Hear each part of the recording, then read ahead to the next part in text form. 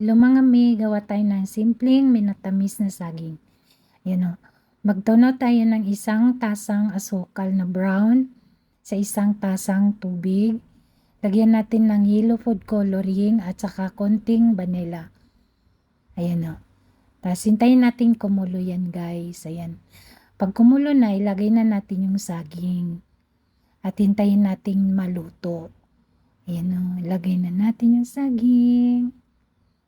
Nilagyan ko po yan ng food color na yellow para maganda naman yung kulay niya. Yan. Takpan natin. Tapos hintayin lang po natin yan maluto. Tsaka yan no. Sa ngayon na tuyuan po siya ng sabaw. Dagdagan na lang po natin siya ng tubig. Ayan o. Tubig galing sa termos. Medyo kuno lang pa yung tubig dyan kaya dinagdagan ko pa ulit. Ayan o.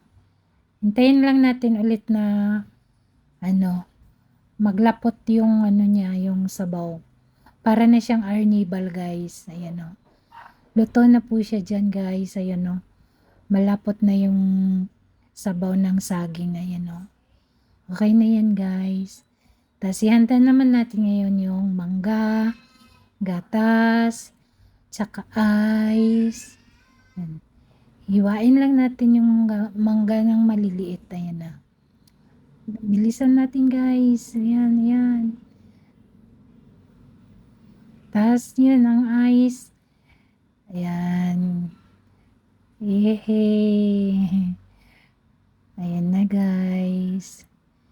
Tapos, gawa na tayo. Mag-assemble na tayo. Ayan, saging. Tapos mangga. Tapos crush ice. Crush ko siya ay. Tsaka gatas. Ayan na po mga mi. Yummy.